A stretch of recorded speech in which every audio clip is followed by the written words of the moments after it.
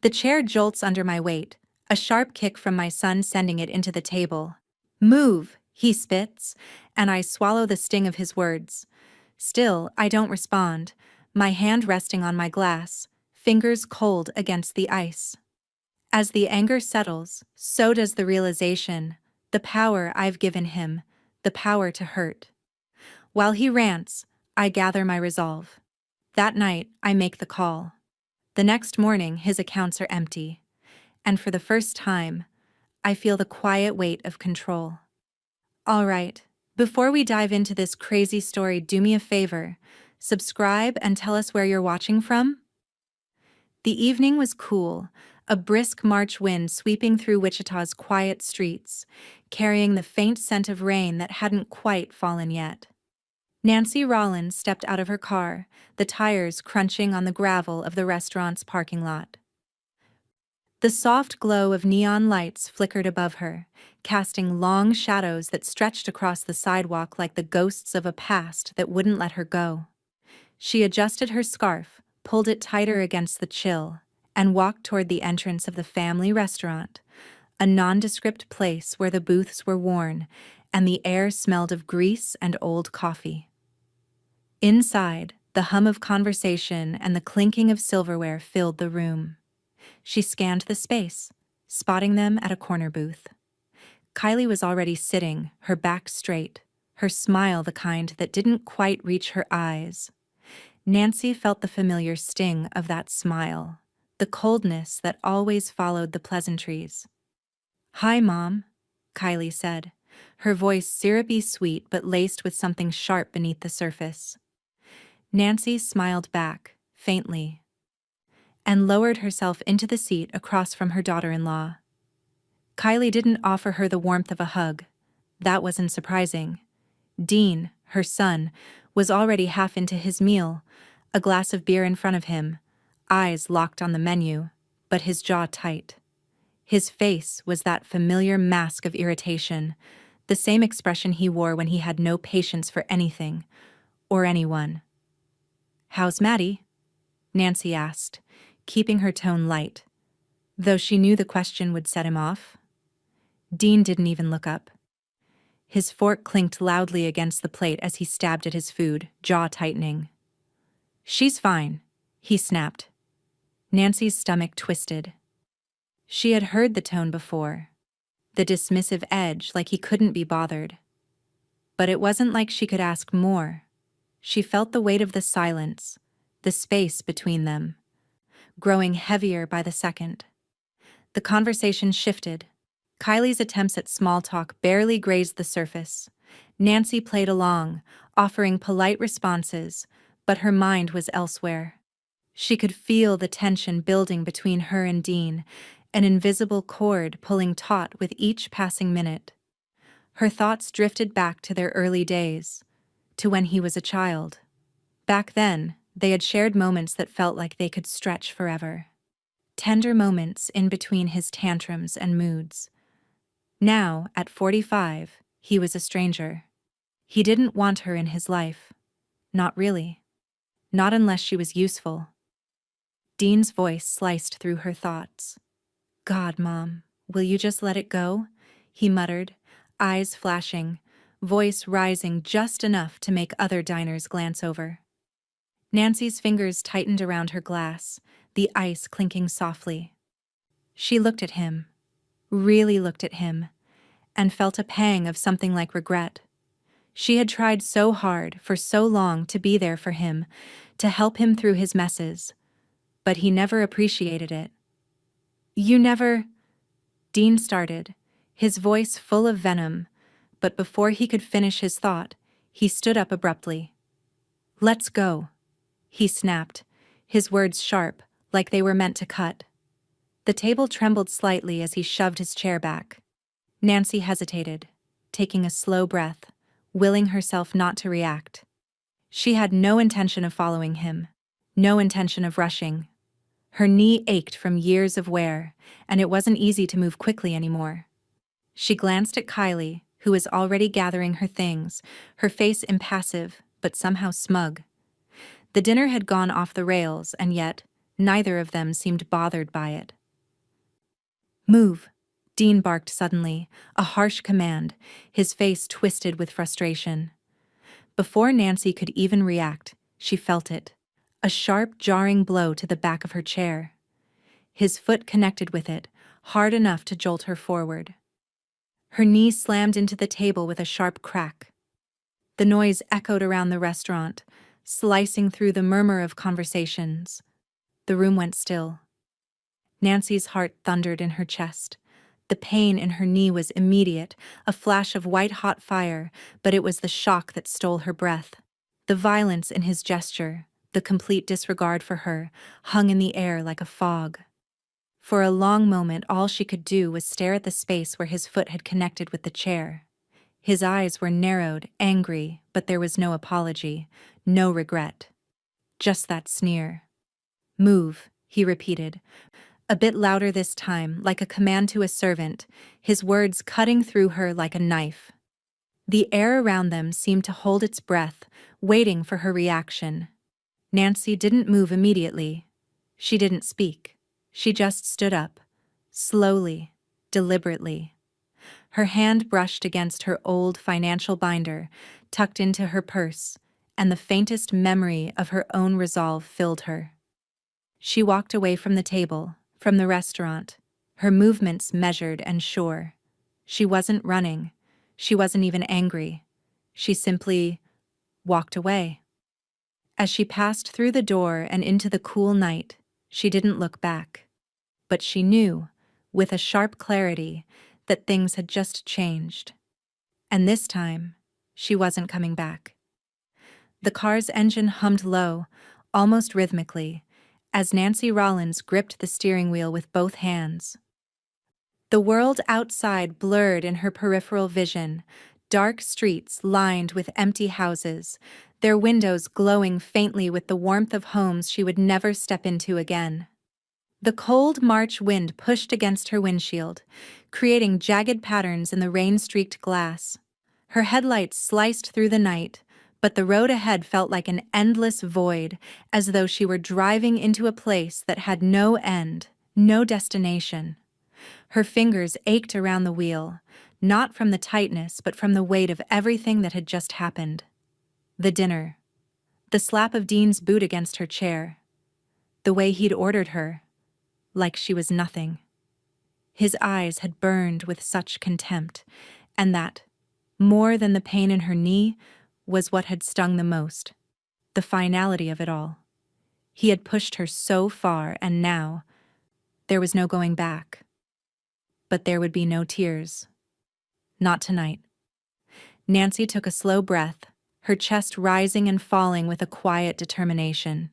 She wasn't going to let herself crumble. Not this time. Not over him.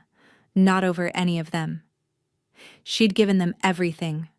Her time, her money, her patience, and they had thrown it all back in her face. And for what? For this? To be treated like an afterthought? She turned onto her street, the familiar curve of the road suddenly feeling like foreign territory. When she saw the porch light flicker on, she knew someone was out there. Walter. Of course. He was always watching, always waiting. It was how he was, how he'd always been. A neighbor who kept his eye on the world, who saw things before anyone else.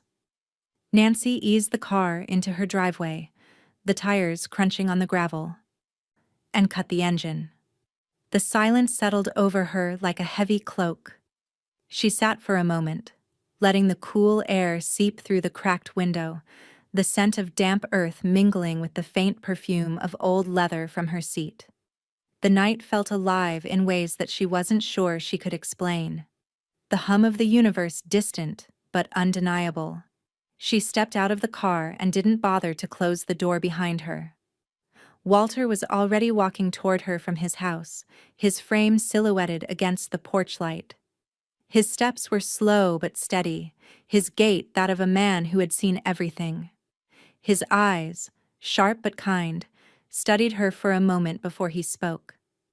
"Good evening, Nancy," Walter said, his voice a soothing, gravelly baritone that seemed to calm the air around them. She nodded, but didn't speak right away. Instead, she walked slowly toward the porch, each step deliberate, as if she had just crossed an invisible line she couldn't uncross. Walter followed, but he didn't press her to talk. Not yet. She sat down in her rocking chair and exhaled slowly, staring out into the dark. Walter sat beside her, his presence comforting without a word. "What happened?" he asked, the question simple but layered with all the understanding he'd built over years of watching her, of knowing how much she had taken. Nancy didn't look at him. Instead, her hands folded in her lap, the weight of her own thoughts pressing down on her chest. She wanted to say something sharp, something biting about Dean, about Kylie, about all the years of watching them squander everything she gave them. But she couldn't. Not yet. "He kicked my chair," she finally said, her voice quiet but firm. "Told me to move." Walter let out a soft, low breath. He didn't need to say anything more. He didn't have to. He had seen this coming, even if Nancy hadn't fully admitted it to herself. "You don't owe that man a cent," Walter said, his tone sharp, like a man who had lived long enough to know the cost of people's manipulations. He paused, then added, "Not anymore." Nancy closed her eyes, her mind running through the years, decades, really, of what she had done for Dean, for Kylie. She had always been the one to fix things. She had always been the one to step in, to fill the gaps they created with their irresponsibility and their selfishness. The late bills, the overdue credit cards, the vacations they couldn't afford, the emergencies that never stopped. It had always been her. She had helped them when no one else would, but she had never gotten anything in return. Not real thanks, not respect. She reached into her purse, her fingers brushing against the old, worn binder that she had carried with her for years. It felt heavy now, more than it ever had before. Slowly, almost reverently, she opened it, her hands tracing the tabs, the records, the proof of all the years she had covered for Dean's mistakes. When her fingers landed on the tab labeled Dean Joint Accounts, she felt a jolt of something, a rush of cold, hard clarity. For a long time she had kept her involvement in their financial messes at arm's length, hoping it would resolve itself. But now, as the cool wind rustled through the trees around her, Nancy realized something fundamental. She had all the power she needed to walk away, to take control of what had always been hers. Dean had kicked her chair, and in doing so, he had forced her to finally see that it was time to take back everything he had drained from her. Her fingers curled around the binder and her gaze hardened. "No more," she muttered under her breath. The quiet of the night seemed to swell around her, the stillness echoing her resolve. Walter didn't ask what she was planning. He didn't need to. But Nancy knew. The game had changed. The accounts, the money, everything. It was all about to be different. And this time, there would be no going back. The light from the desk lamp flickered as Nancy pulled the old financial binder closer to her, the familiar weight of it grounding her in the quiet of her living room. The room smelled faintly of lavender, a scent she'd used to calm herself after long days of waiting for phone calls that never came, waiting for Dean and Kylie to finally take responsibility for their choices. Now, she could hardly breathe in the stillness. It was as if every breath was a reminder of everything she'd put up with for years. Walter sat across from her at the small kitchen table, a large mug of black coffee in front of him. His hands were steady as he flipped through the papers she handed him, scanning each document with the same quiet precision he had when they'd first started talking about Dean's financial mismanagement years ago. His eyes flicked up to her once, his face unreadable, before he turned back to the papers. Nancy ran her fingers over the well-worn tabs in the binder, each one labeled meticulously: Dean, Emergency Fund, Dean, Credit Card Payments, Dean, Bills. She had always kept track, kept her distance but close enough to pick up the pieces when everything fell apart. Now, as she carefully opened the first tab marked Dean, Joint Accounts, she couldn't help but feel a sudden rush of something. Nervous excitement? Fear? For a moment, the numbers blurred in front of her eyes. She blinked, steadying herself. The statements were older than she expected, the dates on the records pushing back a decade. Yet there they were, old accounts that she had set up when Dean had begged her for help. Back then, she'd believed him. She had been there for him, over and over, just as she had been there for him as a child when things got difficult. But this time, as she ran her eyes down the list, the names on the accounts were hers as much as they were his, accounts he had long since forgotten about. Walter, who had been quiet for several minutes, spoke again, his voice a low murmur. "I can help you put this all together. We need a timeline. Every time you bailed him out, every time you covered for him." Nancy nodded, absorbing his words, though part of her recoiled at the thought of reliving the years of endless rescues. Each transaction, each withdrawal, each loan had been done out of love, out of duty. But now it all felt like a trap she had set for herself, one she'd walked into willingly. She thumbed through the papers, stopping at a stack of monthly statements, each one filled with emergency loans she had signed off on, bills paid, overdrafts covered. The totals seemed to climb higher with each passing year, until the number on the last sheet was staggering, more than she'd ever realized. She let out a quiet breath as her eyes lingered on the final balance, a figure that made her chest tighten. She was angry now, not just at Dean, at herself. Walter's voice broke the silence, sharp and steady. "This is where you stopped getting paid back. This is where you started footing the bill for everything." Nancy nodded but didn't speak. She felt the bile rise in her throat as she processed what she had just uncovered. All those times she had stood by him, tried to fix things for him and Kylie, only to watch them squander everything. They had never thought about the long-term cost, had they? She hadn't let them. As she reached for another pile of documents, something caught her eye. An old check stub. Her hand trembled slightly as she picked it up. Her name scrawled across the bottom, followed by the amount she had written on the check. A large sum, a lifeline at the time. Dean had needed it. They'd all needed it. But now it felt like a betrayal, a promise broken. She carefully placed the check aside and reached for the next set of statements. This was it. The moment when she had no more excuses. The moment when everything became clear. She had been blinded by love, by hope. She had tried so hard to keep things from falling apart, to keep him from drowning, but it was over now. Walter, still flipping through the papers, paused. "Nancy, these accounts, you're still attached to 2 of them. Accounts you never touched after you gave them the initial lifeline." Nancy's gaze snapped to his. "What?" "2 of them," he repeated, his voice calm. But there was a flicker of something in his eyes. "You never closed them. You have legal access. They're still there." Her pulse quickened. She knew, deep down, that this was the moment when everything changed. Her fingers hovered over the paper. She couldn't breathe for a second, the weight of the realization crushing her. He didn't know. He had no idea that she was still linked to those accounts, and she was going to take back everything she'd given him, everything he had drained from her over the years. Walter leaned forward, sensing her shift. "You've got a chance, Nancy. You can make him pay, and not with money." She glanced up at him, her eyes sharp, the fire in them burning brighter now. She knew what she had to do.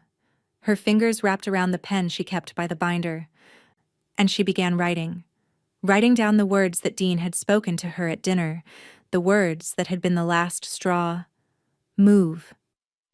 With each stroke of the pen, the resolve in her grew. She wrote it down. felt the sting of it again, and with that, she closed the binder. Everything was about to change. Dean would never see it coming.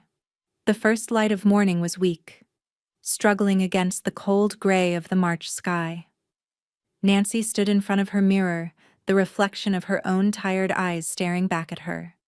The house was silent, and for the first time in years it felt like she could hear the echoes of her own thoughts, clear and sharp.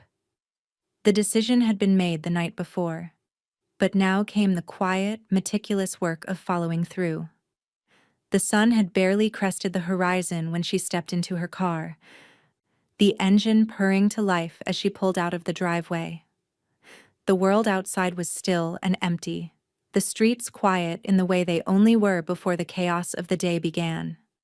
Nancy drove, not for the first time, through her own neighborhood, but now it felt different. She wasn't just another resident going about her business. She was someone with a plan that would change everything. At precisely 8 a.m., Nancy pulled into the parking lot of the small office complex on the edge of town. The sign for Carla Merritt's estate and trust law office was unobtrusive, tucked between a dry cleaner and a dusty pawn shop. It was the sort of place where business got done without fanfare, where legalities were handled with the cold precision of those who knew how to work within the system. Nancy climbed out of her car, a soft sigh escaping her lips as she adjusted the strap of her purse. It was heavier today, weighted with something more than just the binder she carried with her. It was the weight of all the years, the regrets, and now, finally, the clarity. She walked inside, the bell above the door jingling softly as she stepped across the threshold. Carla Merritt was already there, sitting behind her desk, a stack of legal documents in front of her. Her office was neat, the kind of place that looked like it belonged to someone who wasn't just a professional, but a strategist. Carla's reputation for handling fiduciary matters had earned her the kind of respect that came only from doing things the right way. Or, in Nancy's case, the cold, calculated way. Carla looked up as Nancy entered, a brief smile crossing her face. It wasn't the warmest smile, but it was knowing. It said, "I understand." "Morning, Nancy. Have a seat," Carla said, gesturing to the chair in front of her desk. Nancy took it without hesitation. Carla's gaze flicked over her, as if assessing her mood, before she spoke again. "I reviewed the documents Walter sent over. You've got everything in order. You're fully within your rights." Nancy nodded, her mind already racing ahead, the weight of it all pressing on her chest. "We'll start by closing the accounts," Carla continued, her tone steady and methodical. "You'll revoke his access to everything, and I'll prepare the full trust forms. I'll also make sure there's a clause in there that prevents any further manipulation." Nancy listened closely, her eyes scanning the legal papers laid out on the desk. She felt the slow, steady tick of the clock on the wall, a reminder that time was moving forward, and there was no going back. She had no interest in going back. "Once we're done," Carla added, her gaze meeting Nancy's with quiet intensity, "Dean and Kylie won't have a leg to stand on. This isn't just about the money. It's about you taking control of your life. It's about them understanding that there's a price for everything they've taken from you." Nancy's throat tightened. She wasn't used to hearing words like that from anyone, especially not someone like Carla, who dealt in the legalities of wealth and inheritance. But today, those words felt like something she could finally breathe in. Carla went through the forms with Nancy, explaining each step with the precision of someone who knew the system inside and out. They discussed the revocation of Dean's access, the creation of a trust for Maddie, and how to ensure that nothing could be undone once the papers were signed. As Nancy reviewed the documents, she could almost hear Dean's voice in her head. "Move." It echoed like a cruel joke, something that had been said without thought, without regard for her years of care. But now, the power was back in her hands. She wasn't the one being moved. She wasn't the one being pushed around anymore. Walter had been right. There was a chance now. An opportunity to show them that she wasn't going to keep cleaning up their messes. And when she left here today, she'd be taking the first step toward reclaiming what was hers. Nancy glanced over at Carla, who was already finalizing the paperwork. The attorney was the picture of calm, but there was something in her eyes now, something that suggested she understood exactly how far Nancy had come to get to this point. "I'll prepare the final documents for you to sign this afternoon," Carla said, her voice no longer just professional but firm. "Once that's done, we move forward. They'll never see it coming." Nancy stood, her pulse quickening with each step she took toward the door. Her mind was already 2 steps ahead, planning what came next. Carla's voice stopped her just as she reached the door. "One last thing," Carla said, her gaze locking onto Nancy's. "Make sure you're ready to stand firm.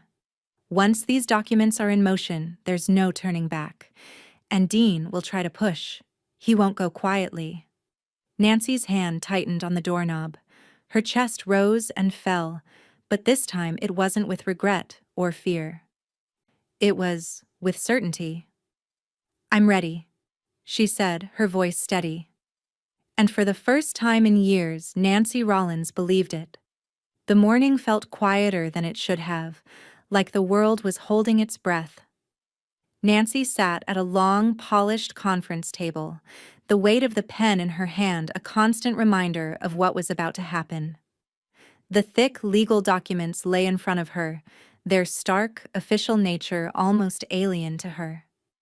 She wasn't used to this world of cold paperwork, but here she was, about to make the decisions that would forever change the lives of her son and his wife. Carla stood beside her, watching closely, her demeanor calm, professional. But there was something behind her eyes, an understanding perhaps, of the monumental act Nancy was about to commit. Walter was at the far end of the room, his presence a quiet anchor. He was the one who had insisted that she bring everything to this point, ensuring that there would be no turning back once the ink was on paper. Nancy's hand hovered over the first document, her pulse a steady rhythm in her ears. She was so close now, so close to the end of a long, painful chapter. The accounts, the loans, the endless financial rescues that had kept Dean and Kylie afloat for years, today, they would all end. With one stroke of her pen, she would sever ties that had held her in a chokehold for far too long. "Do you understand what's at stake, Nancy?" Carla asked, her voice low and purposeful. Nancy nodded slowly, her eyes focused on the signature line. "I do." The moment felt thick with gravity, as though the air itself was laden with the past. The weight of Dean's words, "move," still stung. But now, they felt hollow. He had no idea how much of his future depended on the action she was about to take. He had no idea how little power he held now. She signed the first document, the pen scratching sharply against the paper, a sound that reverberated through her, setting off a wave of quiet satisfaction. Each signature on the form was like a release, a final cutting of the tether that had kept her bound to the mess he had created. "Done," Nancy said softly, the word feeling almost surreal as it left her lips. Carla nodded, a small but knowing smile playing at the corners of her mouth.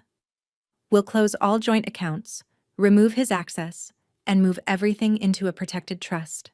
You're legally within your rights to do this, and once we file, there's no undoing it." Nancy glanced up at Carla, feeling a surge of something. Anger, relief, empowerment, all mixed together. This wasn't just about money. This was about taking back her life. This was about showing Dean that there were consequences for the years of manipulation, the endless demands, the disregard for her sacrifices. The next form was already in front of her, waiting. A request to withdraw her portion from each account. She paused for a moment, the gravity of the decision sinking deeper. Her portion, the money she had always quietly put aside, never asking for repayment. never expecting anything in return. But now, she would take it all back. She would move it into a trust that Dean couldn't touch, couldn't drain any longer. This was her move, her final act of control. Her fingers trembled slightly as she signed the next line. The money would be hers, and it would be protected. Dean would never see it again. Carla began typing quickly on her laptop, preparing the necessary revocation forms. Nancy felt the weight of it all shifting with each step. Her future was being secured, the pieces of her life finally falling into place. As Carla prepared the trust documents, Nancy glanced over at Walter. He was reviewing the notarized copies, his expression unreadable, but she could see the approval in his eyes. He had been part of this plan from the beginning, helping her piece it together, making sure she was ready to take this step. "You're making the right choice," Walter said, his voice low, but the sincerity in it made Nancy's chest tighten. "He won't understand it now, but he will." She wasn't so sure about that.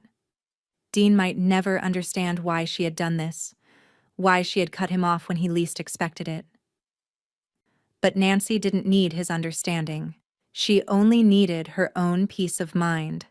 When Carla handed her the final trust document to sign, Nancy hesitated for a moment. This was the last step. After this, there would be no going back. Her eyes flicked over the document, seeing her intentions laid out clearly. Nancy Rollins, the sole trustee. Maddie Rollins, the beneficiary. Dean and Kylie's names were conspicuously absent from the trust, erased from the future Nancy was building. She signed the last document. "This is it," Carla said, her voice almost reverent as she filed the papers. "You've taken control." Nancy let out a breath she hadn't realized she was holding. The knot in her stomach began to loosen. This was it. The future she had worked for. The life she had put on hold for so long was finally coming back to her. Walter walked over, his calm demeanor a steadying presence. "I'll make sure these are filed today. It's all in motion now. Dean and Kylie won't have access to a thing." Nancy rose from her chair, a strange sense of clarity washing over her. The house was no longer the same. Her life was no longer the same. She had stood up for herself in a way she never had before. She had fought for herself in the only way that made sense. Carla handed her a final piece of paper, a list of automatic transfers that had been made from her accounts, money that had been drained without her consent. "You should delete these," she said. "You don't want any reminders of what they took." Nancy took the paper, her gaze hardening. She didn't need to be reminded anymore, she already knew. As she left the office, her hand holding the signed trust forms, a single thought rang clear in her mind. Dean would come for it. He would demand answers. He would blame her for everything. But she would be ready, and this time, she wouldn't move. The phone sat beside Nancy, its screen flashing incessantly with the constant arrival of messages. She had turned the ringer off hours ago, just after leaving Carla's office, the trust papers securely tucked into her purse. The quiet hum of her living room, the soft murmur of the television playing in the background, felt so alien now. It was as if the walls themselves were pressing in on her, her every breath shallow, every thought pointedly focused on what she had just done, and what was coming next. She reached for the phone once, then pulled her hand back, her fingers twitching. The screen blinked with a flood of notifications. An endless barrage from the same names. Dean, Kylie.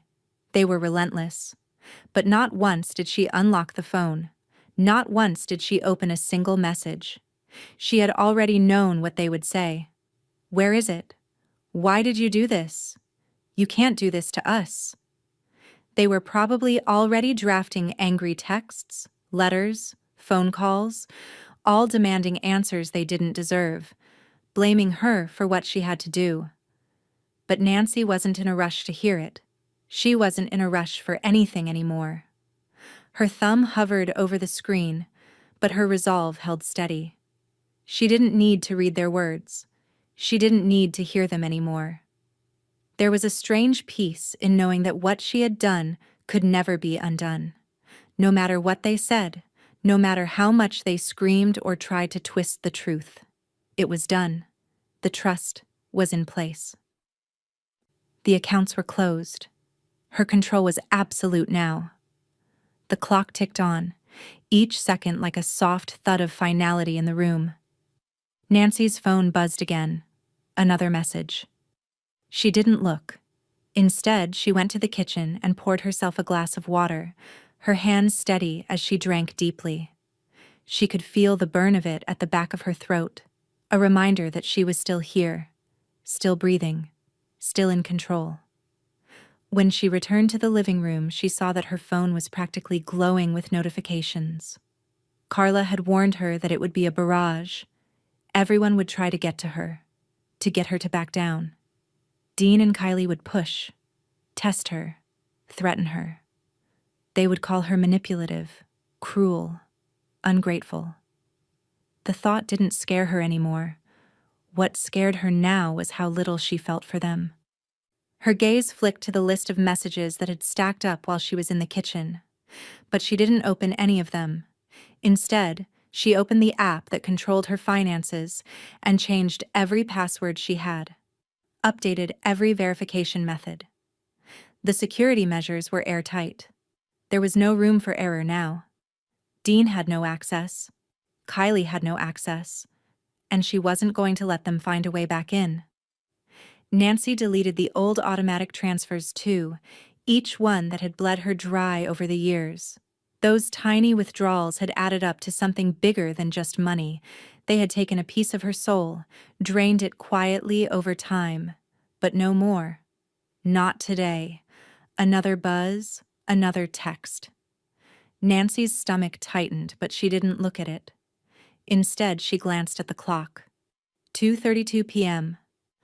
The messages had been coming in for hours. But she wasn't ready yet. Not until everything was secure. Kylie's posts had already started to hit social media. Passive-aggressive jabs about manipulative elders and toxic family members who destroy everything for their own satisfaction. Nancy could almost hear Kylie's voice behind the words, the sugary sweetness laced with venom. She was sure Dean would be involved soon enough. Maybe even before the day was done, they would both storm over to her house, demanding explanations. Demanding something she no longer had to give. But there was something else, too. A message from Maddie. It was short, unlike the others, but it landed like a gut punch anyway. I'm sorry. Please be safe. The words sat with her like a weight on her chest. Nancy closed her eyes for a moment, letting the tightness in her chest loosen. She hadn't heard from Maddie in days. The girl had been so quiet. Too quiet. She wanted to call her back, to tell her that she was fine, that she was safe, that everything would be okay. But what could she say to her? That everything would be fine, now that Dean and Kylie were cut off? She set the phone down and walked to the window, her fingers pressing lightly against the cool glass. Outside, the world continued as it always had. People going about their business, the sun pushing through the gray clouds, casting an odd sort of warmth across the street. It was a perfect scene of calm, and yet, she couldn't shake the feeling that something was about to shatter the peace. Dean and Kylie wouldn't take this lying down, but there was no going back. She thought about Maddie again. Her daughter had to see this, had to understand what was happening, what had finally broken in Nancy. This wasn't about revenge. It was about survival. Another buzz, this time from Walter. They've started. Carla's logged everything. Stay firm. Stay firm. A simple message, but the weight of it hit her harder than any of the others. Nancy stood there, her reflection in the glass, staring back at her with a steady, unwavering gaze. This was it. There was no more running, no more saving, no more waiting for the impossible to fix itself. Dean would come for her. Kylie would accuse her of everything. But it didn't matter anymore. She wasn't going to move. Not this time. And they would have to deal with it. The phone vibrated again, the low buzz cutting through the stillness of the room like a constant reminder of everything Nancy had just severed. The notification popped up on the screen. Unknown number. Her fingers twitched, hovering above the phone. For a split second she considered answering it, just to hear their voices, to hear Dean's bluster or Kylie's venom. But she knew it would be a mistake. It would be the start of a chain she didn't need to start. She didn't need to hear them accuse her of being cruel, of being a manipulative mother. She didn't need to let them drag her back into their mess. With a slow, deliberate motion, she swiped the screen, holding her breath for just a moment before she hit the block button. The phone went silent. It felt like cutting the last tie, the final act of removing them from her life. Not just financially, but emotionally. She had been available to them for too long, at her own expense, at the expense of her peace, her happiness. Now, she was done. Nancy set the phone down, exhaling as if she had released a breath she didn't even realize she had been holding. She could feel her pulse racing, almost like she had been holding herself together for so long, and now it was all starting to hit her. This was really happening. The doorbell rang just then, cutting through the moment of quiet. Her body stiffened. No one came to visit unless they had something to say, and everyone she needed to hear from had already said their piece. She walked slowly to the door, her steps deliberate, as if preparing herself for what she would see when she opened it. It was Walter standing outside, a quiet strength in his gaze. His eyes weren't angry or accusing, like she feared Dean's might be. No, Walter looked at her like someone who understood, who had seen her rise to this point and would stand with her through it. "Everything's in order," he said, his voice low, measured. "I've reorganized the safe. All the necessary documents are secure." His eyes moved to the phone in her hand, now sitting silent on the kitchen counter. "I've also got Carla's letter ready. The cease contact letter. It'll hold up in court if they keep trying." Nancy nodded, not trusting her voice to speak. It felt like too much. She'd already made so many decisions, taken so many steps. Was this what strength felt like? Or was it just exhaustion wearing a new face? Walter stepped into the house, pulling his coat tighter around himself against the cold that still lingered in the air. He offered her a small smile. "You've done what you needed to do, Nancy. No more worrying about them. It's over." But was it? Was it truly over? Nancy didn't answer right away. Instead, she walked back into the living room and took a seat, staring out of the window. She could hear the faint rustle of the spring wind picking up outside, carrying with it the scent of the earth beginning to warm.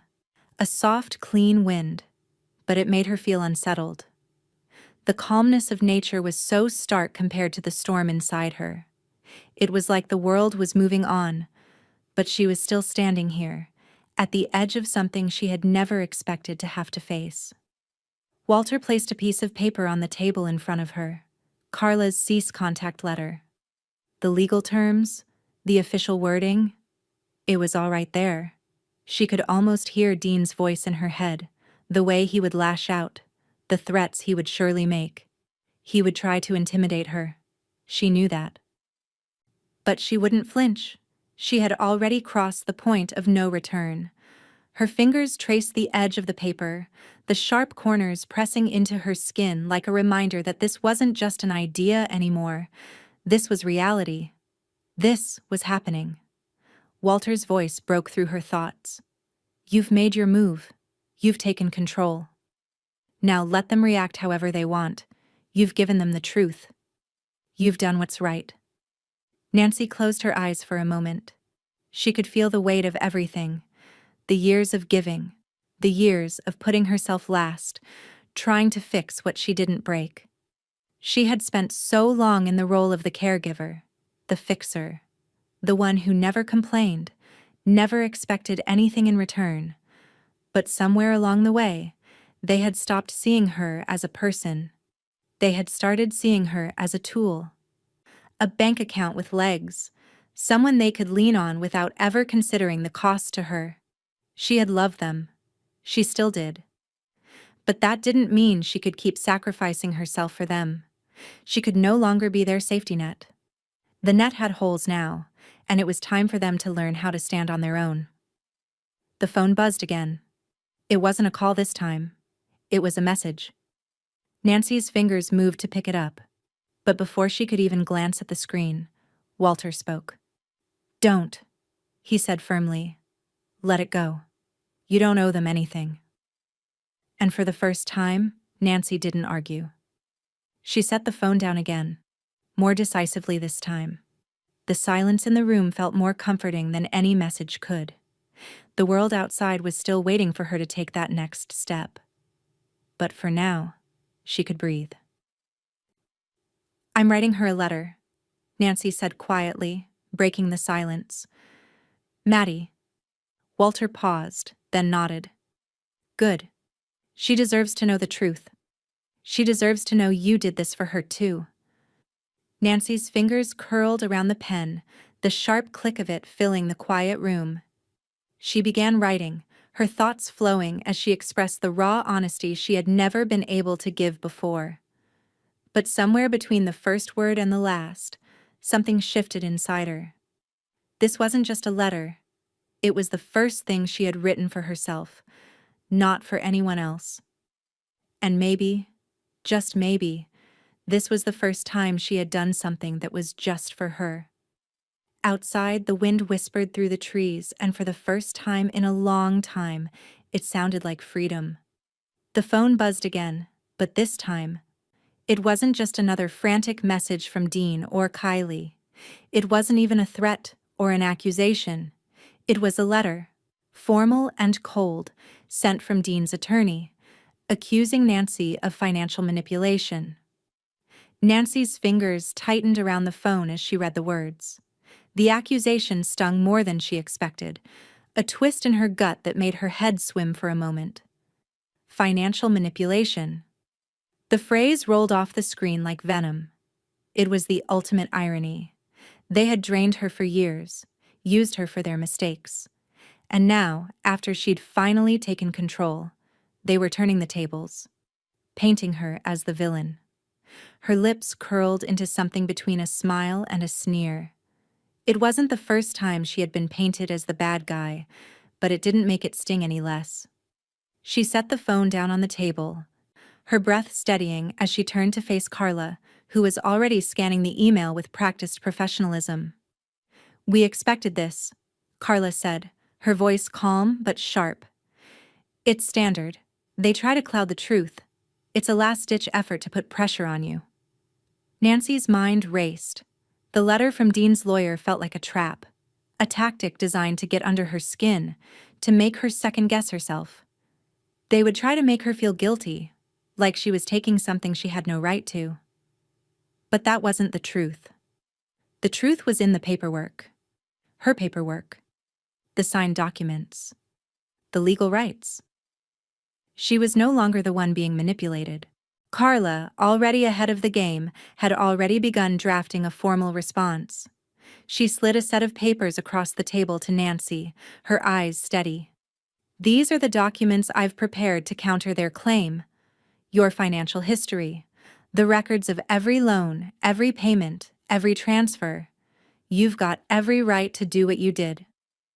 Nancy took the papers, her fingers grazing over the neat rows of figures, the organized evidence of her years of sacrifice.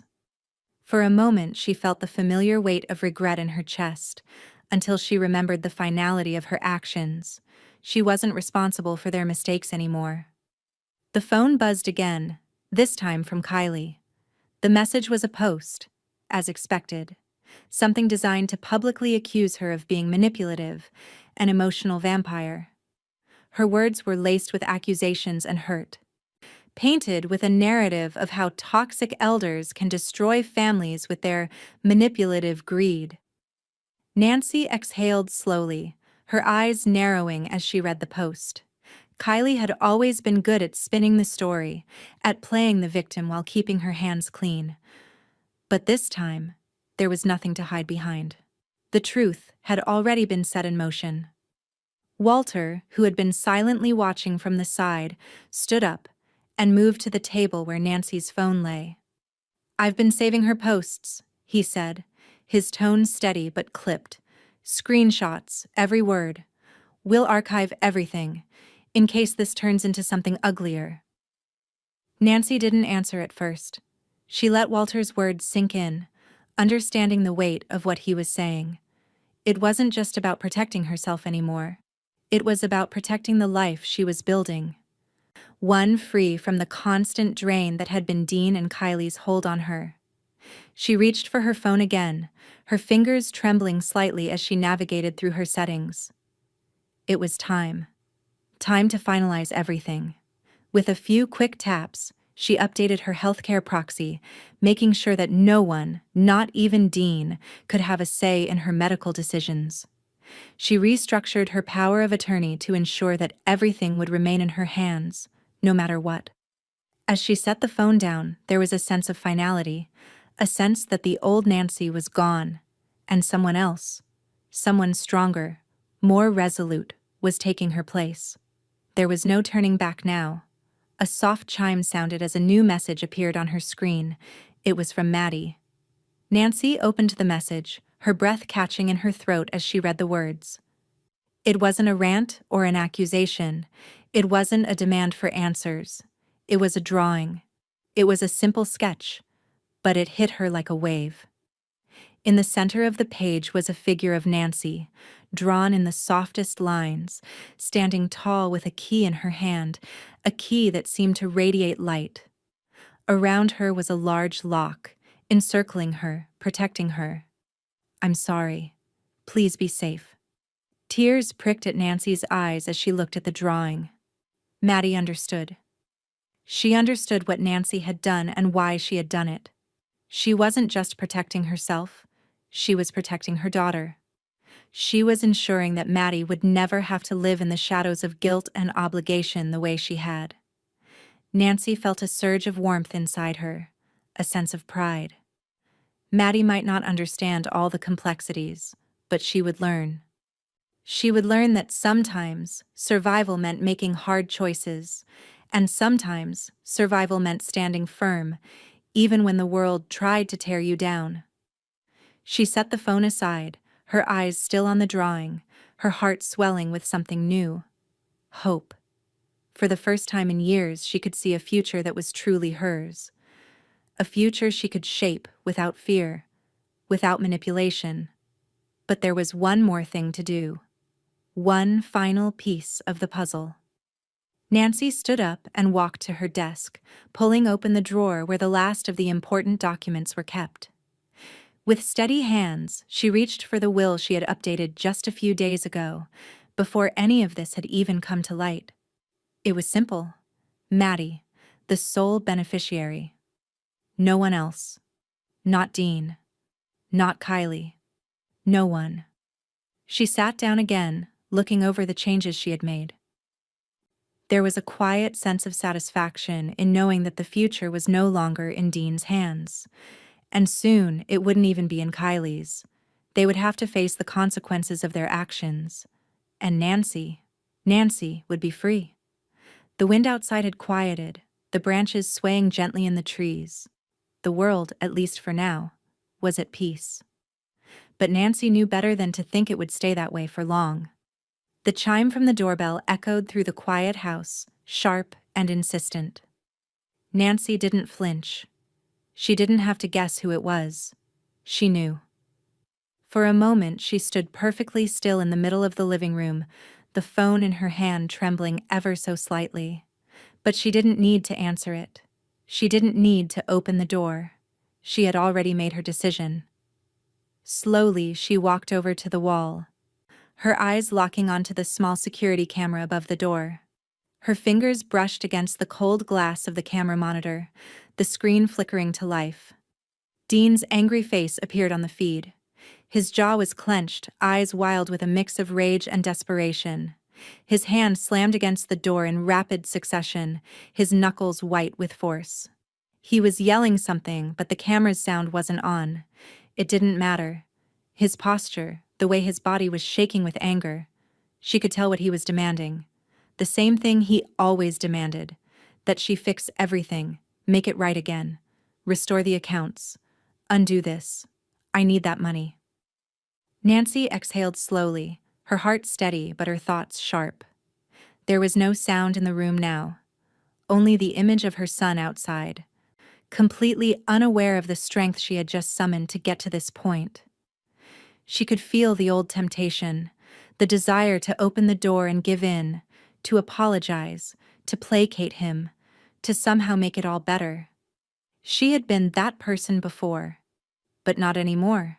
The camera feed zoomed out slightly, showing Dean pacing in front of the door, his hands on his hips.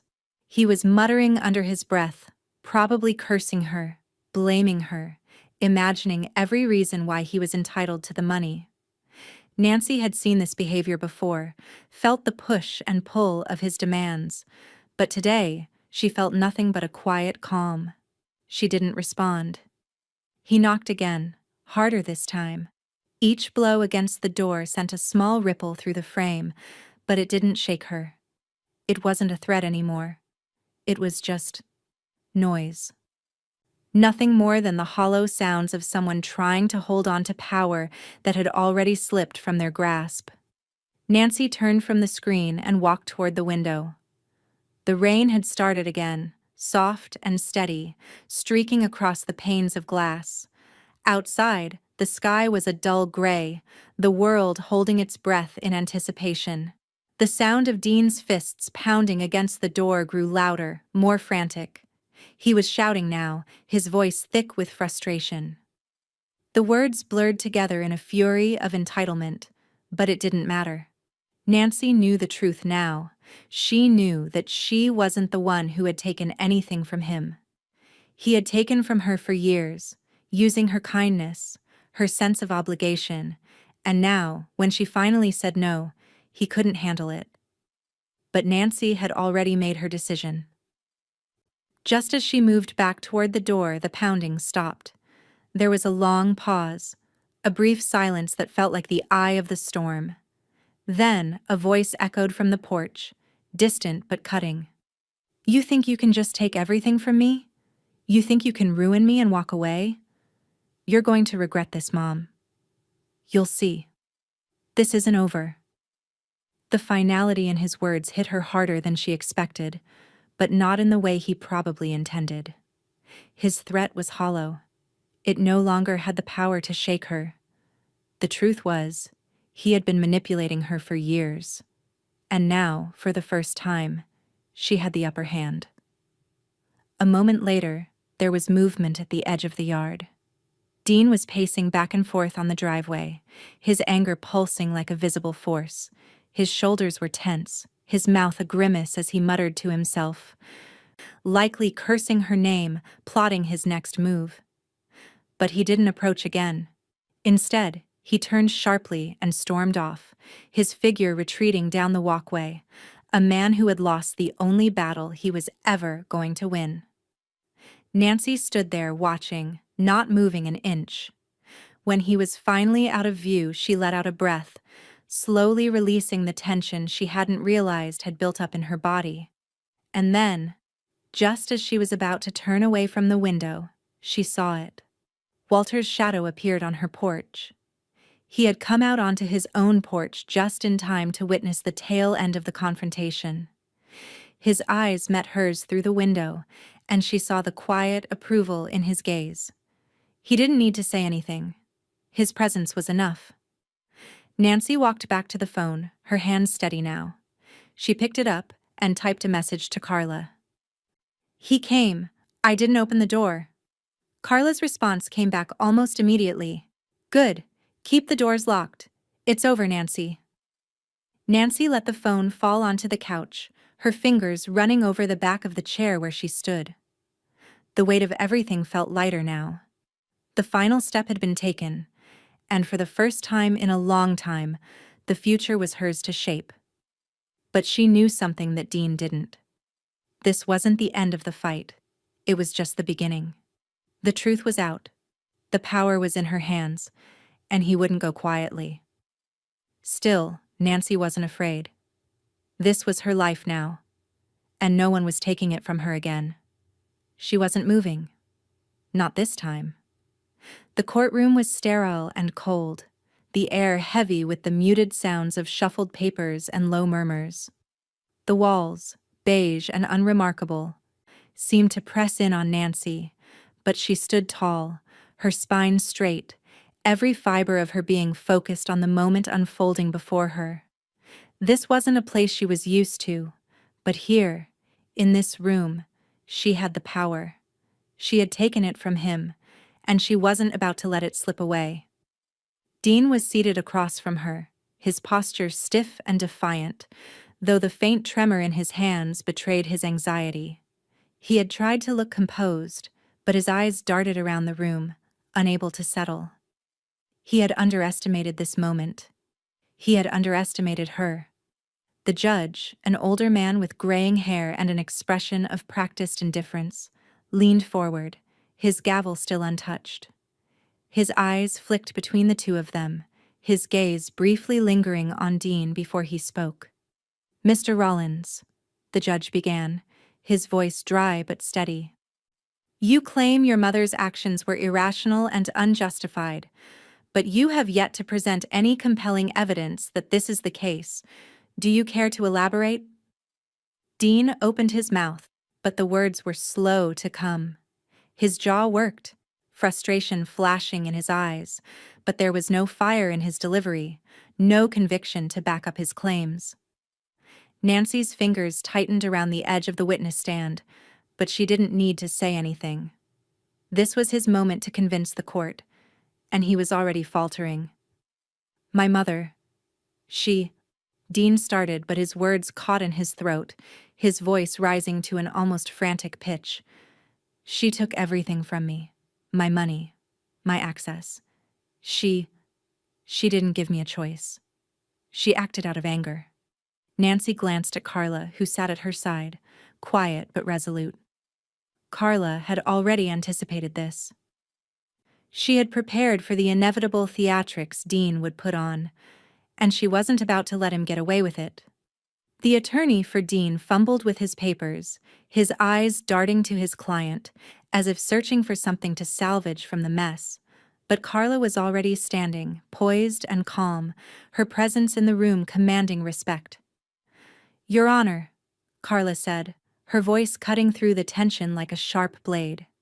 "Let me present what Mr. Rollins conveniently overlooks, the truth, the documents that prove beyond any doubt that my client, Nancy Rollins, had every legal right to do what she did."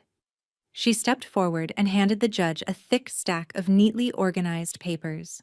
The judge flipped through them slowly, his eyes skimming over decades of financial history. Tax returns, loan records, withdrawal slips. Every piece of paper told a story, Nancy's story. "Every loan, every withdrawal," Carla continued, her voice measured, each word deliberate. "Every time Mr. Rollins fell short, his mother was there. And every time she extended help out of compassion, not obligation. But Mr. Rollins never made an effort to change his behavior. Instead, he saw her as a bank, a tool to be used when convenient." The words hit Dean like a physical blow. His face twisted with anger, but he was speechless. He couldn't deny what Carla was laying out for the court. It was all there in black and white.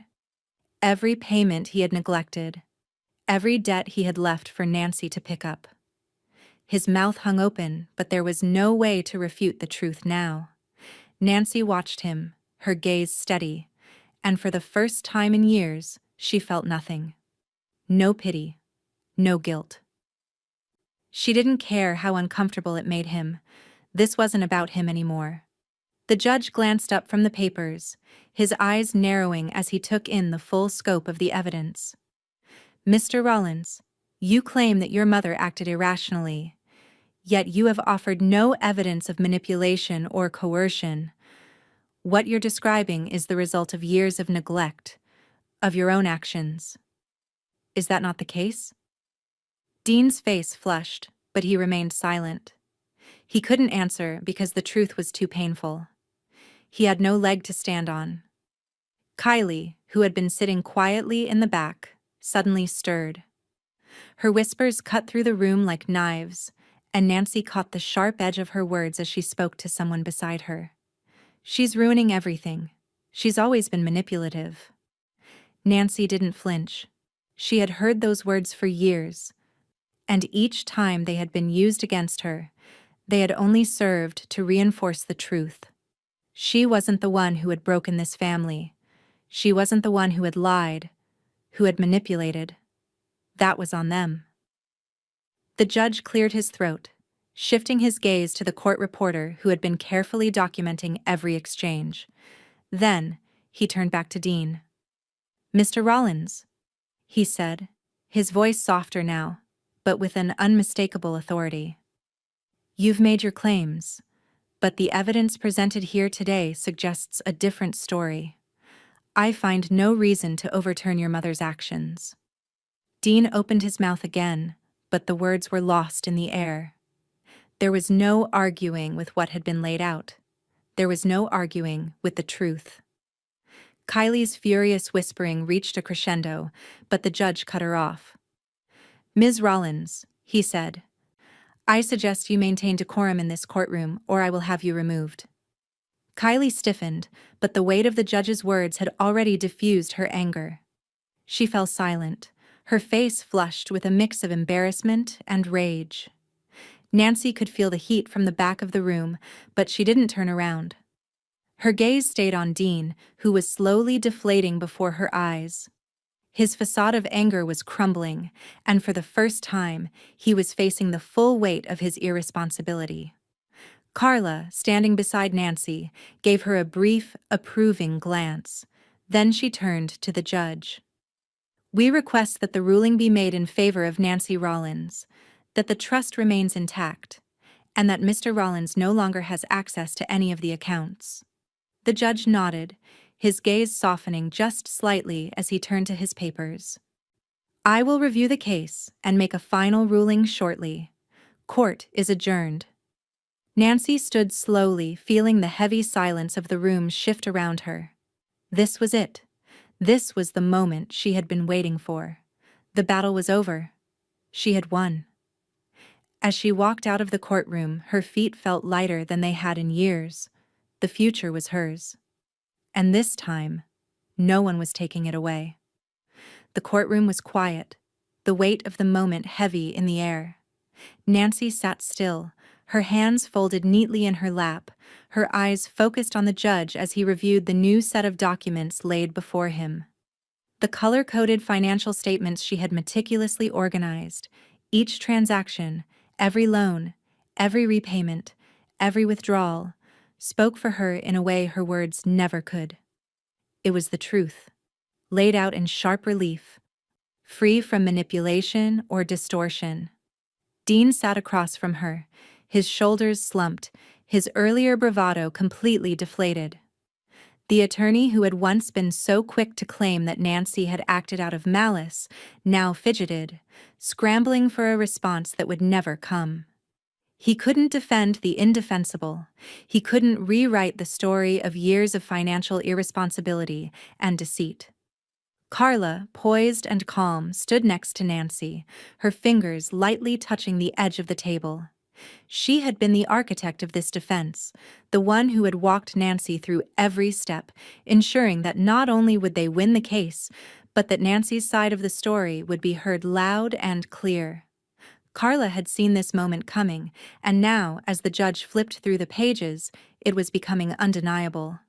"Your Honor," Carla said, her voice steady and confident, "as you can see, the statements provided by my client reveal a clear pattern, one of responsibility and careful management. For years, Nancy Rollins covered Mr. Rollins's debts, bailed him out of financial crises, and extended every possible loan to him. What you see in these statements is a woman who acted out of love, not manipulation." The judge, a man with glasses perched on the edge of his nose, paused for a long moment as he continued flipping through the pages. His expression remained unreadable, but his silence spoke volumes.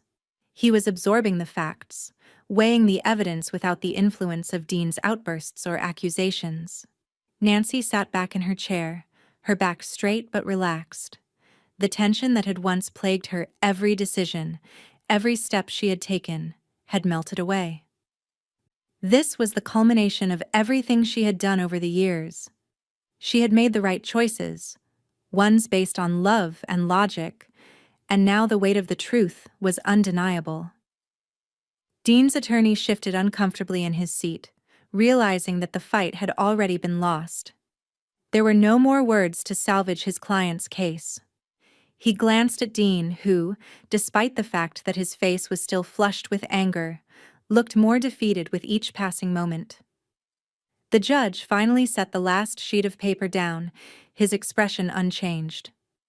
"Mr. Rollins," he said, his voice cutting through the room like a cold wind, "I have seen no compelling evidence that Nancy Rollins acted improperly. The records clearly show that, while her actions may have been motivated by compassion, they were not manipulative in nature." Dean's lips parted, but no words came. The anger that had once burned so brightly inside him was now replaced by something else, a quiet, seething frustration that he had no outlet for. His claims were unraveling, piece by piece, until all that was left was the bitter taste of defeat. Nancy's gaze remained unwavering, her posture steady. She had walked this path for so long, silently carrying the weight of her son's mistakes, trying to fix what wasn't hers to fix. But this moment, this was hers. She had taken control, and it had been worth every second of the fight. The judge paused again, and the tension in the room thickened as he adjusted his glasses, finally looking up at the parties involved. "I find in favor of Nancy Rollins," the judge said, his voice ringing with authority. "The trust remains intact, and Mr. Rollins no longer has access to any of the accounts. I suggest that this case be closed." A small wave of relief washed over Nancy, but it was quickly tempered by something deeper, something more permanent. It wasn't just about winning. It wasn't about the money. It was about her reclaiming her life, her dignity, and her peace. Carla gave her a brief, knowing glance, a silent acknowledgement of the victory they had achieved together. Walter, seated in the back, caught her eye as well, offering a small but proud smile. He had been by her side through all of this, a steady presence through the storm. As Nancy stood to leave the courtroom, she felt the weight of the last few years lift from her shoulders. She had been tested, pulled in so many directions, but now she could breathe. She was free. Dean remained seated. His shoulders slumped in defeat. Kylie's furious whispering filled the room as she stood, but Nancy didn't turn back. She didn't need to hear their accusations or their anger. They had no power over her anymore. The future was hers to shape. Walking out of the courtroom, the weight of her decisions felt lighter than it had ever been. The world outside was still gray, the clouds hanging heavy. But there was a sharpness to the air that felt new. Nancy's future had already begun. And this time, she was the one in control. The gavel slammed down, the sharp crack of it ringing in the air like a bell tolling the end of an era. Nancy sat still, her eyes focused on the judge as he declared his final ruling. The room, once filled with tension and accusations, was now bathed in the quiet certainty that Nancy had fought for, and had finally won. After reviewing the evidence presented, the judge's voice boomed in the now silent courtroom. "I find in favor of Nancy Rollins. The trust remains intact, and Mr. Rollins will no longer have access to any of the accounts. Furthermore, I dismiss Mr. Rollins's claims with prejudice. This case is closed." The words echoed in Nancy's mind, and for a moment it felt unreal. She had won. The future she had fought for, The future that had once seemed so far away was now hers to shape. It was hard to process, to allow herself to feel the full weight of the victory after so many years of uncertainty. She could feel her breath come easier now, as if a weight had been lifted from her chest. Dean's face, once twisted with anger, was now devoid of expression. The fight had been drained from him. The words he had yelled at her, the threats, the accusations, they didn't matter anymore. The truth had spoken for itself, and it was final. Kylie, who had been sitting quietly in the back of the courtroom, couldn't hold herself in anymore. Her face turned a deep shade of red, her eyes flashing with a fury that had only grown since the verdict was read. "This isn't over," Kylie spat, standing up so quickly that her chair scraped loudly against the floor. "You're not the victim here, Nancy. You've destroyed this family." Nancy didn't react. Not even a flicker of emotion passed across her face. She had heard this before. Every time she had stepped in to help, every time she had extended her hand, this was the gratitude she received. But it didn't matter anymore. It was over. Kylie stormed out of the courtroom, her heels clicking angrily against the floor. Each step a final punctuation mark in her exit. Nancy didn't need to watch her leave. She knew it was just one last act of defiance from someone who couldn't understand why the rules had finally changed. A message vibrated in Nancy's pocket, and she reached for her phone. She'd been waiting for this. The court case was over, but there was one person whose response she cared about. She unlocked her phone, and her heart fluttered as she saw the simple message that Maddie had sent. "Congratulations, Mom. You did it. I'm proud of you. Be safe." Nancy's breath caught in her throat. Maddie's words, so simple yet so full of understanding, filled her chest with warmth. It had been a long time since she'd felt truly seen by her daughter, but Maddie had known all along. Maddie understood the sacrifice, the years of putting everyone else first. Nancy smiled softly, the edges of her lips curving upward as she typed a quick reply. "I did it for both of us. I love you. Always." As she hit send, she felt something shift in her. This wasn't just a legal victory. This was a reclamation of her own life. She was no longer a support system to be drained and discarded. She was her own person again. A person who had finally taken control, who had set boundaries, and who had reclaimed her future.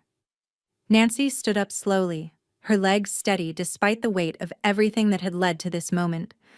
The courtroom felt less imposing now. She walked out into the hallway with a sense of quiet pride. The world outside still felt heavy with the weight of the day, but it also felt different, lighter, like the storm had passed. As she stepped outside into the crisp air, the wind had picked up, swirling around her, tousling her hair as she looked up at the gray sky. It was still cloudy, still overcast, but the clouds no longer felt like a looming presence. They felt like a part of the past, something she had overcome. Nancy took a deep breath, the cool air filling her lungs. She had won. She was free. For the first time in years, she felt truly alive again, and it wasn't just the relief of a legal victory. It was the peace that came with knowing that she had finally done what was right for her, for Maddie, and for the future they would build together. As she walked away from the courthouse, her phone buzzed once more, but this time she didn't need to check. She knew it was a new message from Maddie. This time, Nancy wouldn't be afraid to face whatever came next. She wasn't alone anymore, and this time, she wasn't moving. Not for anyone. The final draft of the trust lay on the table before Nancy, its pages crisp and cold beneath her fingers. Carla stood by her side, a quiet, reassuring presence. The decision had already been made, the papers prepared, and now, this was the last step. The moment when everything would be sealed, when Dean would finally lose his claim on everything Nancy had worked for, everything she had sacrificed for. Nancy felt no sense of triumph as she reached for the pen, only a deep sense of finality. The ink that would mark her signature wasn't just a formality. It was the quiet conclusion of a battle that had raged for years, unseen, unacknowledged by most, but always there, simmering beneath the surface. Her hand hovered over the dotted line for a moment, the weight of the decision settling over her like a cloak. It was the last connection to him, the last tie that bound her to the son who had drained her emotionally, financially, for so long. She glanced at Carla, who offered a small, knowing nod. There was no need for words. They both knew what was at stake. With a deep breath, Nancy signed. Her name, neat and steady, filled the line. The document was officially hers now, as much as it had always been, but now it was more. It was the physical manifestation of the control she had finally claimed, the barrier between her and the people who had manipulated her for so long. Dean Rollins, her son, was disinherited. The words felt like they should have been a heavier blow to her heart, but there was no sorrow, no regret. She had mourned that loss years ago, back when he had first used her, when his irresponsibility had pushed her to the brink. This wasn't a punishment, it was a necessity. Maddie's name, though, was written carefully in the document that would ensure her future. Nancy's heart softened just a little as she wrote her daughter's name at the top of the page. Future beneficiary. It was for Maddie. Always for Maddie. The one person who had never taken, who had always understood, even when she didn't know everything. Carla leaned over and took the trust documents from her, her eyes scanning the finalized versions. "This is done," she said, her voice smooth, but with a note of satisfaction. "This is airtight. Dean's access is revoked, the assets are protected, and Maddie's future is secure." Nancy didn't respond immediately. She leaned back in her chair, her eyes tracing the sharp edges of the trust documents, as though she could see the weight of the decisions in the ink. Everything she had worked for, everything she had fought for. It was all here, in these pages. In a few simple steps, everything was set. Walter entered the room quietly, his presence like a shadow, always steady, always watching. He took the stack of papers from Carla's hands, his expression calm as he looked them over. "I'll store the copies in your safe," he said, his voice low, but it carried a quiet confidence. "No one will be able to tamper with this." Nancy stood, feeling a strange kind of peace wash over her. It wasn't joy, not exactly, but something deeper. Something that had been missing for so long. She didn't have to worry about Dean anymore. She didn't have to be the one holding everything together for him. It was over. Her eyes flicked to the binder on the desk, the one she had kept for years, its edges frayed from all the years of paperwork, of sacrifices, of keeping everything in order. She picked it up, opening it to the final page. This was it. This was the last piece of the puzzle, the final document that would make her vision complete. She pulled out a pen and added a final note to the binder. Something personal, something just for her. She wrote slowly, her hand steady as she filled the page with words that had never been easy to put down. Words she had kept to herself for years. "For too long, I put others before myself. But this is mine. This is for me and for Maddie. It's time to finally live for what I want, for the future we'll build together." Nancy closed the binder with a soft snap, feeling the weight of the decision settle around her. She placed it back in its spot, on the shelf, where it had sat for years, but now, with a new purpose. Carla and Walter exchanged a brief look. Neither said anything, but there was no need for words. They both knew that Nancy was finally free, finally in control of her life in a way she had never been before. Nancy took one last look at the trust documents before standing, smoothing her blouse as she turned toward the door. There was a finality to the moment. The future was set. As she stepped outside, the cold air hit her face. fresh and invigorating. The gray skies hung above, but the clouds didn't feel like a weight anymore. They felt like a distant memory, something she had outgrown. She took a deep breath, feeling the crispness fill her lungs. It was as if she had been holding her breath for years, waiting for this moment. And now, for the first time, she could exhale. The wind swirled around her, tousling her hair as she stood there on the steps of the house. The past had been long and painful, but it had led to this moment, to this freedom. And this time, she wouldn't be moving for anyone. Not ever again. The porch swing creaked gently as Nancy sat beside Maddie, the two of them enveloped in the quiet of the late afternoon. The sky above was still overcast, the clouds thick but soft, a muted gray that felt like a blanket wrapped around the world. The air was cool and calm, and the breeze had picked up slightly, carrying the faint scent of rain and freshly cut grass. For the first time in a long time, Nancy felt no weight on her shoulders. The house around them, once a symbol of her burdens, now felt like a place of solace. There was peace here. Real peace. Maddie leaned her head on Nancy's shoulder, her body trembling slightly. Nancy felt the subtle shift of her daughter's breath, the silent tension that had been coiled tightly in her chest now beginning to unravel. Maddie had been so quiet during the past few days, so composed, but Nancy could feel the release, the weight of the decision that had been made finally catching up with her. "Maddie," Nancy began softly, brushing a lock of her daughter's hair back from her face. "It's over. We're safe now." Maddie nodded. But when she spoke, her voice was quiet, almost a whisper. "I'm just so glad, Mom. I didn't know if you'd ever get out from under all of that. I didn't know if I'd ever feel like we could finally be okay." Nancy squeezed her daughter's shoulder, offering a gentle smile. She understood. She understood the years of strain Maddie had endured, the worry that had settled in her eyes every time Dean's calls went unanswered, every time the financial problems had spiraled again. Maddie had been too young to take on the burden, but somehow she had done it anyway. Always the caretaker, always the quiet observer of the chaos that had been her family. "I'm not going anywhere," Nancy said, her voice firm but warm. "I promise you, we'll build something better from here. I'll make sure of it."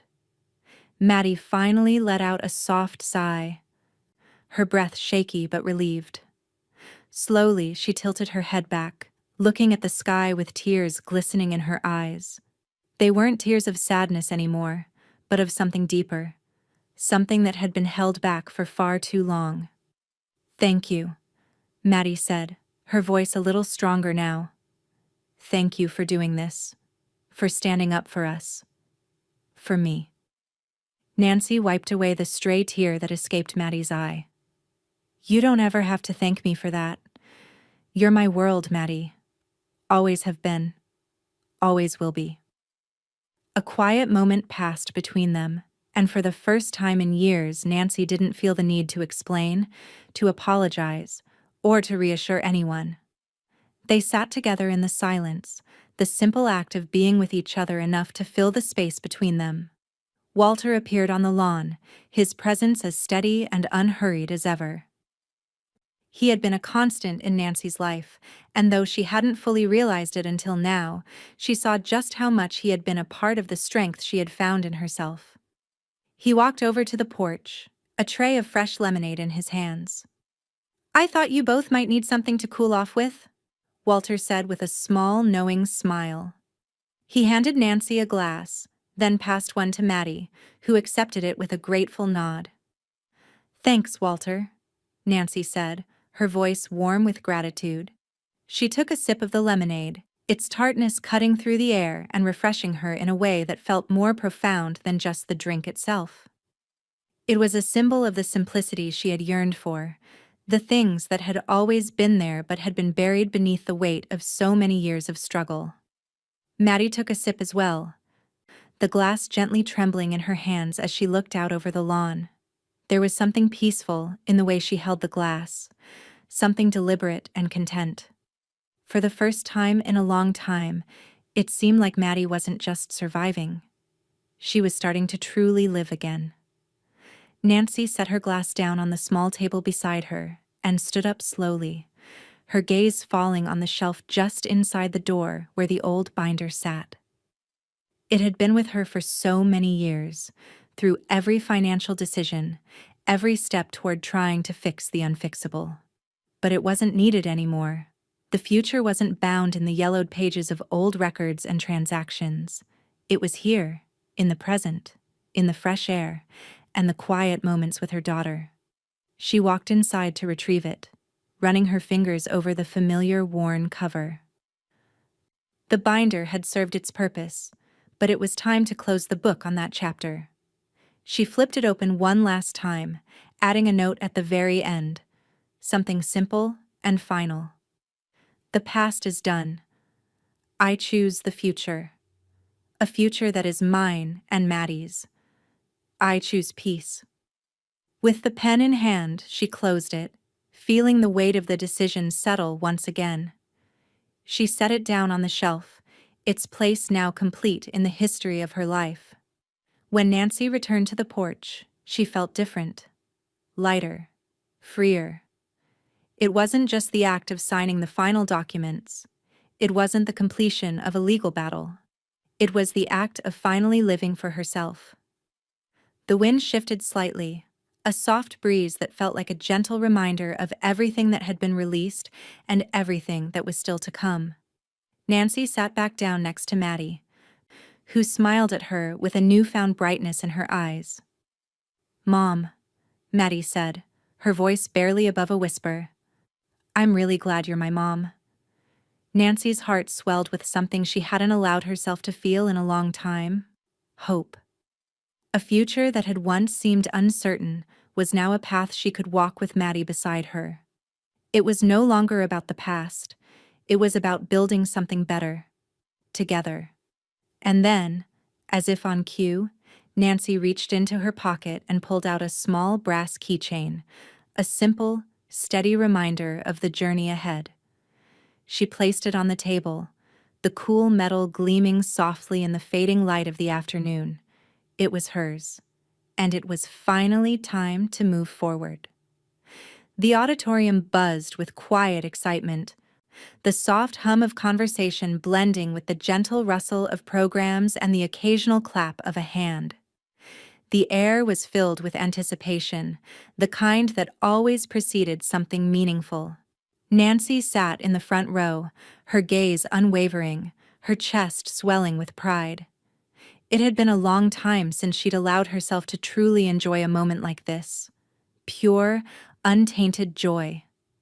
Maddie's showcase was something they had both worked toward for so long, a goal they had set together without the weight of anyone else's expectations dragging them down. It was Maddie's night. Nancy's heart fluttered as she scanned the crowd. She could see the other parents, their faces bright with pride for their children. But it was her daughter who stood out, not because of the applause or the spotlight, though those were deserved, but because of the quiet strength in the way she carried herself. It was the look in Maddie's eyes as she prepared to step on stage, a kind of quiet confidence that Nancy had longed to see in her. There, in the back of the auditorium, stood Dean and Kylie. They were out of place, standing awkwardly near the back, their eyes darting around the room, avoiding the gaze of anyone who might notice them. Nancy could feel them there without needing to turn around. They were watching, waiting for something. But not for her. Not for Maddie. They hadn't seen the real change that had taken place in their lives. Not the way Nancy had. They were still clinging to a past that was already gone, unwilling to accept that their access to her life had been severed. Dean, though, seemed different today. His posture was stiff, his jaw tight with a frustration he couldn't quite hide. He had nothing left now. No access to the accounts, no claim on anything she had worked for. Not anymore. The spotlight shifted, and the room fell into a hush. Maddie walked onto the stage, her eyes scanning the audience before they landed on her mother. A smile tugged at the corners of her lips. Nancy's throat tightened, and she blinked back a sudden surge of tears. This was it. Maddie's moment. Nancy watched her daughter as she took her place, poised and graceful, standing confidently before the crowd. Maddie was glowing, radiating a strength that Nancy had always known was there, but had only now begun to bloom. And then, in that moment, there it was. The sound of applause. But it wasn't just the crowd clapping. It was Maddie's own sense of achievement. She had made it. She was free to be who she was, to thrive without the burden of the past crushing her every step. The performance was beautiful, a culmination of everything she had worked toward. As Maddie took her final bow, the room erupted in applause. Nancy was on her feet before anyone else, clapping with all her might, the joy of the moment washing over her in waves. When the curtain closed, Maddie ran off stage, her face flushed with excitement. Nancy stood there waiting, her heart racing in her chest. The moment Maddie was in front of her, she pulled her daughter into a tight embrace. "You did it," Nancy whispered, her voice thick with emotion. "I'm so proud of you. You're incredible." Maddie hugged her back tightly, the relief in her eyes palpable. "I couldn't have done it without you." "Mom." Carla appeared from the side of the stage, her expression proud but professional, carrying the certified trust packet in her hands. She smiled as she approached, handing Nancy the folder with a nod. "You did it," Carla said, her voice warm but businesslike. "Everything's official now." Nancy took the packet, the final piece of the puzzle that would seal her new reality. She opened it carefully, the documents inside now tangible proof of everything she had fought for. The peace, the future, the security Maddie would have. From the back of the room, Dean and Kylie stood in silence, watching. Nancy could almost feel the weight of their frustration, their disbelief at what had unfolded. Dean's face was flushed, his gaze flicking between Nancy and Maddie, the realization sinking in. There was nothing left for him to claim now. He had nothing. He walked toward the aisle, his face contorted with a mixture of anger and something deeper. Something that, for the first time in years, wasn't directed at Nancy, but at himself. Kylie, silent beside him, shot a final glare at Nancy before they both turned and left the auditorium, their exit as silent and defeated as it had been when they first entered. Nancy didn't look back. She didn't need to.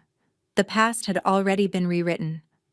As Maddie and Nancy stood together, watching the crowd begin to disperse, Nancy could feel a soft smile creeping across her face. This wasn't just the end of a chapter. It was the beginning of a whole new story, one where they would write their own rules. As they walked out of the auditorium, hand in hand, Nancy felt the soft brass keychain in her pocket. The one that had been a symbol of everything she had reclaimed. It was small, simple, and steady. But it was hers. Dean might have kicked her chair at dinner, but the next morning his accounts were empty.